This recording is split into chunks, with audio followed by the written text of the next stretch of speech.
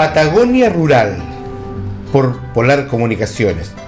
Radio, televisión, internet, cubriendo todos los rincones de esta extensa Patagonia, esta pampa. Y hoy, trabajando, como siempre, para llevarle a usted, amiga, amigo, información que realmente necesitamos tenerla muy fresca y no olvidarla. Hoy día recordando lo que estamos conmemorando o celebrando, nos decía la profesora Gabriela Lara, en esta clase que estamos haciendo a través de los medios. Y ahora, ya que tenemos claro que estamos o conmemorando o celebrando, según lo veamos cada uno particularmente, las celebraciones y las conmemoraciones también tienen costumbres, hay una cultura, incluso de esta misma perspectiva, incluso societaria, es decir, desde los estratos socioeconómicos. Gabriela, ¿cómo se ha ido construyendo esta cultura y costumbres de la celebración o conmemoración? Ya lo tenemos claro. Los procesos en general de celebración o festejo en Chile son inherentes, o sea, es una cuestión que nosotros vemos a flor de piel. Esperamos los 18, es parte de la cultura chilena. Ahora, esto se ha ido como construyendo en el tiempo. Podemos decir que las primeras celebraciones o primeros festejos que hubo por la patria tuvieron un poco de clases sociales, ¿cierto?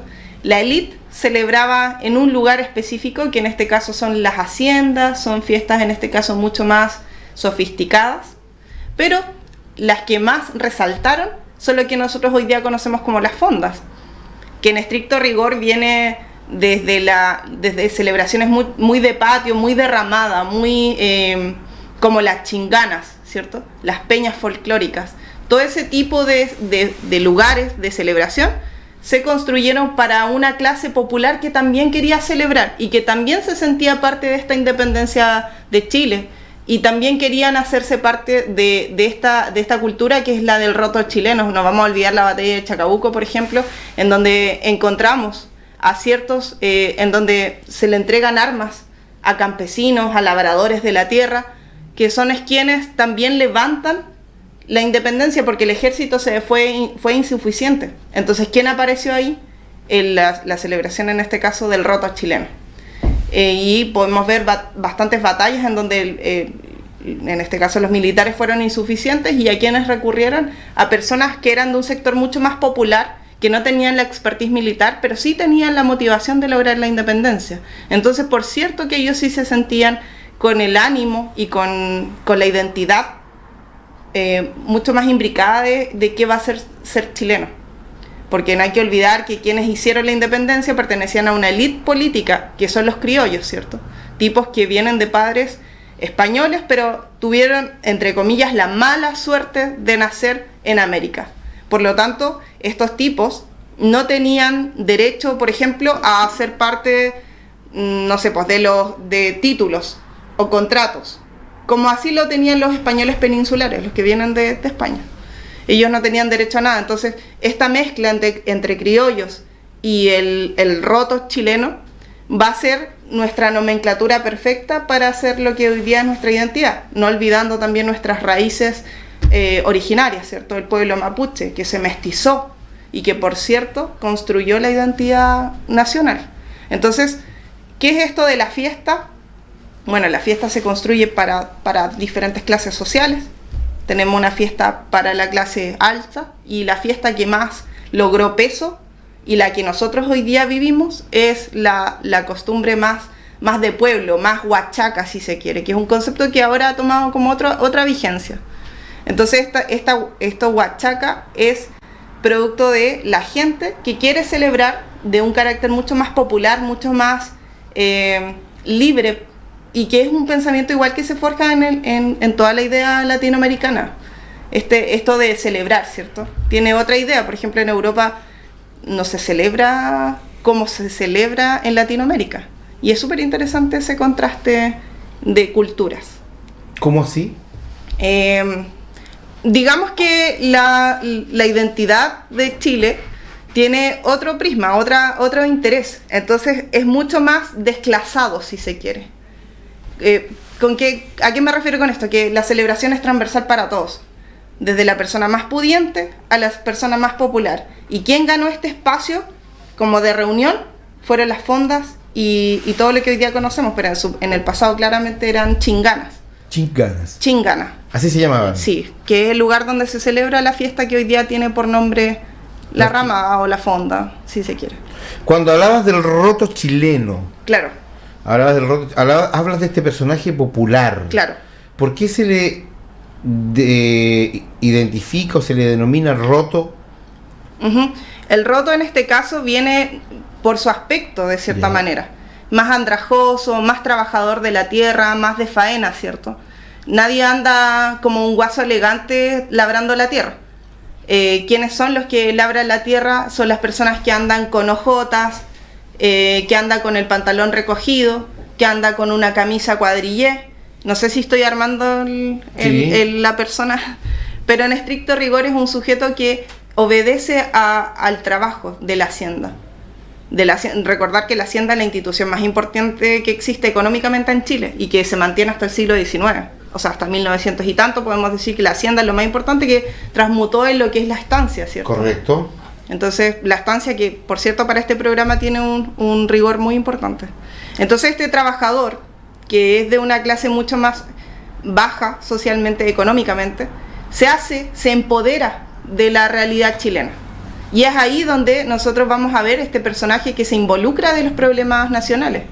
De hecho, es súper interesante porque hasta 1900 y tanto, nosotros vamos a ver que, hasta 1830 por ahí, podemos decir que los ciudadanos chilenos no eran más de 1000 personas. 1000 personas elegían lo que pasaba en Chile, porque había una serie de requisitos para ser ciudadano en Chile. ¿Cuáles eran esos requisitos? Por ejemplo, para tener el voto censitario, que es lo que nosotros hacemos, el escrutinio popular, ¿cierto? ¿Qué es lo que tenías que tener ahí? Tenías que ser casado, tenías que tener tierra, tenías que saber leer. Por lo tanto, eran requisitos que excluían al 99% de la población chilena. ¿Y a quiénes dejaban? A un 1% que tomaba las decisiones políticas, y menos del 1%, si son de verdad hasta 1830, que son las primeras elecciones por Chile, de clamor popular, en donde elegimos presidente, vamos a tener que simplemente van a haber no más de 1000 personas. Y todo el resto, ¿qué pasa con todo el resto? Entonces, todo el resto es quien se hace parte también de esta participación y quiere celebrar y quiere ser independiente y se alegra de los procesos que se están construyendo y forma lo que nosotros hoy día le damos el marco de ser chileno, ¿cierto? Un tipo mucho más transversal a las clases sociales que alguien de la élite, ¿cierto? Por ahí yo lo conduciría. Gabriela, esto ha ido evolucionando en el tiempo. Esto ha evolucionado muchísimo y hoy día tenemos distintas costumbres y distintas formas de celebrar, insisto, y conmemorar según lo que a cada uno. Claro. ¿Cuál ha sido la mayor condicionante que ha tenido y el cambio más brusco que ha tenido esta costumbre, esta cultura de la celebración de la fiesta patria? Para mi gusto es que este sector popular haya tomado el rol de la celebración.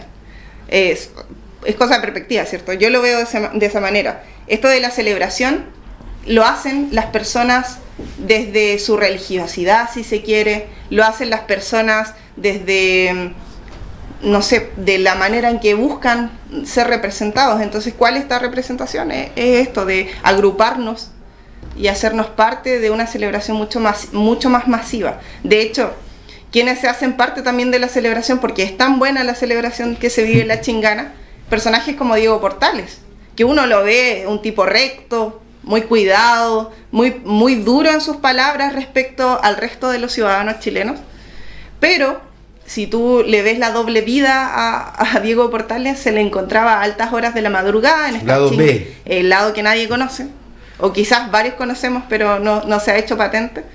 Pero claro, tenía una doble vida muy funcional. El tipo vivía casi en la celebración, en las chinganas, en las casas de remoliendas, claro, no quería usar otra palabra. Sí. Y claro, tenía una doble vida muy interesante, pero se constituyó como un pensador de las constituciones políticas que nos devienen. Entonces, podemos decir que esta fiesta popular hizo que hasta la clase política más alta y más distinguida y protocolar llegara y se hiciera parte de la celebración del ser chileno. Obviamente ha tenido transfiguraciones, ¿cierto? Ahora nosotros vivimos lo que es la fonda, que es mucho más, es muy diferente.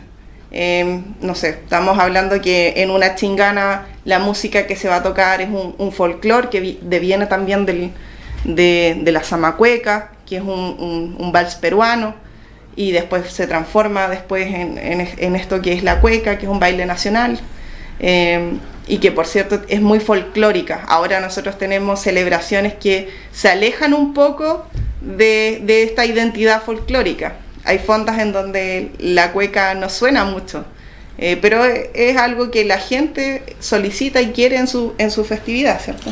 Pero sin lugar a duda también, Gabriela, y la misma línea conductora que nos estás llevando, esto también tiene una injerencia, o una génesis, mejor dicho, por la injerencia que tiene la geografía, sí, las clases sociales, el momento político incluso que ha vivido nuestro país. La geografía es muy importante. Es muy importante la geografía y también los momentos políticos. Recordemos de que Chile ha tenido varios quiebres en su proceso de independencia y su proceso de vida democrática, de vida republicana, ¿no es cierto? En consecuencia también esto ha ido mutando. Sí, por supuesto. O sea, estamos hablando del fenómeno de la celebración, ¿cierto? Sí, la celebración se construye por parte de la sociedad y la política lo restringe de cierta manera. De hecho, la chingana es una fiesta clandestina, absolutamente. O sea, está prohibido en este caso hacer un ejercicio tan libremente. Es algo que se hacía en las haciendas cuando el patrón no veía y después transmutó en lugares mucho más clandestinos, en donde la celebración llegaba a puerto. Pero claro, deviene también de la geografía. No en todas partes se celebra chinganas, por ejemplo. Acá en Magallanes es complejo. Bueno, claro, recordemos que hasta hace unos 35, 40 años atrás, ahí en Avenida España, con Independencia, yo no sé si tú, yo creo que tú no lo conociste eso. Yo sí recuerdo, hace 35, 40 años atrás, y usted amigo que nos escucha y nos ve esta hora, se recordará de las famosas ramadas, que no eran fondas, sino que las ramadas, ahí en España llegando a Independencia, entre Boliviana e Independencia, que eran bastante bien populares, claro, muy presencial, con mucha asistencia, donde habían también este otro nuevo concepto y podríamos también, me gustaría que pudiéramos, si nos pudieras ayudar a manejar esto de la kermesse o kermés. Claro. ¿Cómo llega eso? Porque en el fondo es un juego popular. Sí. O sea, kermés, no sé, el origen obviamente es una palabra extranjera, no es, claro, no es latina, ¿no? Claro. O sea, estas transformaciones de los juegos populares para que todos los puedan jugar, porque por ejemplo jugar rayuela o practicar la rayuela, no sé cómo es el concepto, la verdad es que yo solo veo cuando mis tíos juegan. Digamos que tienes que tener un espacio físico determinado. Por lo tanto, estos lugares que nosotros conocemos como las kermeses se vuelven lugares en donde deberían existir todos los juegos típicos chilenos, ¿cierto? O de hecho el mismo hecho del rodeo, de las experiencias de las medias lunas, todo lo que nosotros conocemos busca aglutinar nuestras formas de interactuar con nuestras tradiciones, ¿cierto? Y que muchas vienen desde los mismos pueblos originarios. Entonces es bien interesante el fenómeno kermés. Yo la verdad desconozco de dónde viene, cuál es su raíz etimológica, no lo sé la verdad, pero sí sé que la kermés es un encuentro que busca también proveer a los más pequeños una participación respecto a qué estamos celebrando, cómo tenemos que celebrarlo. De ahí vienen todos los juegos típicos. Ustedes recordarán, me imagino, el palo encebado, el tema de atrapar el cerdo, el emboque, claro. Hay una serie de juegos típicos que claro, que se propician en un contexto más de llevemos a la familia a hacerse parte de la celebración por la patria. Gabriela Lara, profesora de Historia, magíster en Ciencias Políticas y en Historia, hablando de las celebraciones, de las fiestas patrias, las costumbres y las culturas. Se dice ¿Y cuál es tu mirada, tu visión y tu definición respecto de que los magallánicos, entendiendo nuestra accidentada geografía, nuestra realidad de conectividad con el continente, tenemos cultura propia? ¿Existe eso? Es así que es complejo. Es complejo. Claro, hay acervos que quizás vienen de otras partes. Pero así, claro, y no es como el común del nacional, ¿cierto? Que tiene otra forma de hablar. Nosotros tenemos un parecido más con la lengua, con lo que es Patagonia, ¿cierto? Que es una macro región dentro de la región. No podemos hablar solo que Magallanes es un sector independiente, para nada. Nosotros dependemos de cierta manera de Argentina en nuestros procesos culturales, no que digamos nos traen las lucas, no es eso, sino que en nuestros procesos culturales, no sé. Bueno, no me voy a arriesgar con eso, pero sí podemos decir que nosotros obedecemos a otra forma de construcción identitaria, y claro, hablamos como mucho más parecido a Argentina. Tenemos ciertos factores comunes, este gaucho, por ejemplo, la imagen del gaucho, que es muy diferente al guaso, que sí cumple ciertas funciones muy similares, como el trabajo ganadero, el que trabaja también con la tierra, que está preocupado de cuidar estos grandes espacios como son las estancias. Claro, obedece a un tipo que necesita otro aspecto de vida. El gaucho lo tiene, ¿cierto? Diferente es el tipo del guaso. El guaso requiere andar mucho más ligero de equipaje, ¿cierto? Entonces nosotros tenemos diferentes construcciones de humanos dependiendo del territorio donde estemos. O sea, por ejemplo, si hablamos de Chiloé, otro territorio con muchas fracturas, vamos a ver un tipo que necesita otro aspecto, quizá una cubierta en la cabeza por el tema de la lluvia. No sé si me voy explicando. Sí, muy bien. Entonces la identidad regional, nosotros podemos decir que es muy diferente quizá al resto de los chilenos, pero como todos los chilenos. No quiero decir que Magallanes sea la única forma de ver un tipo de chileno, sino que si vamos a Arica, vamos a ver un tipo completamente diferente al capitalino. O sea, nuestra geografía, por cierto, que nos determina, Brodel lo dice. Nos determina en las condiciones sociales, nos determina en las oportunidades, en nuestras formas idiomáticas. Entonces es súper importante que nosotros tengamos claros que como nosotros hay más. Pero claro, Magallanes, ¿cuál es el impulso que tiene? Es que nosotros tenemos una nación adyacente que cumple unas funciones similares a las nuestras, claro, y nos da otro tipo de organización social muy diferente. Y además, sin contar la historia, que por cierto los procesos chilenizadores llegan muy tardíamente, recién al 1900 podemos hablar, ya 1860, ¿cierto? 1900, que podemos hablar de una construcción de Estado Nacional chileno. Hasta antes de eso no. Podemos hablar que era un lugar de construcciones multiculturales, que vienen desde Europa, que vienen desde Chiloé, y que forman a este sujeto magallánico. Recordar que en Magallanes no hay mestizaje, que es otro gran punto sobre las IES. Nosotros no estamos mestizados con ninguno de los 4 pueblos originarios de la región, porque acabaron a nuestra llegada, ¿cierto? Entonces eso igual es algo interesante. En el resto del territorio nacional nosotros vamos a tener diferentes tipos de mestizaje. Nosotros llegamos acá y es muy difícil ver mestizaje. Son muy reducidas las poblaciones que lograron mestizarse. Entonces eso igual nos va entregando otra forma de construcción nacional o de identidad nacional.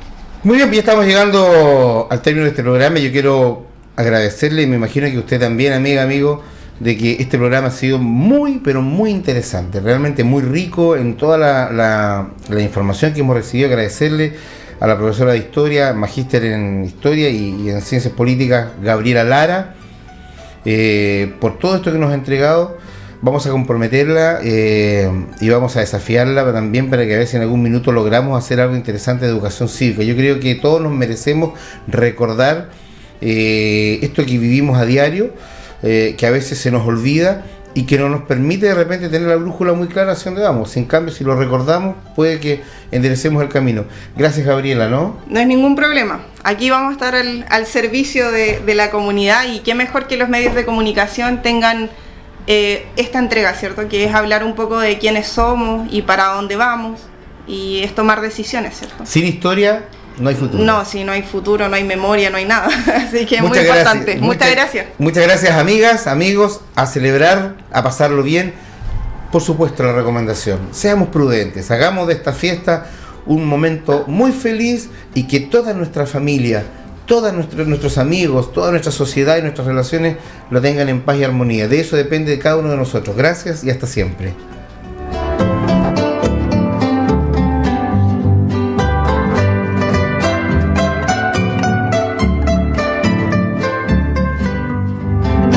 Polar Comunicaciones, radio, televisión e internet, presentó Patagonia Rural, con la conducción de Marco Aurelio Arteaga.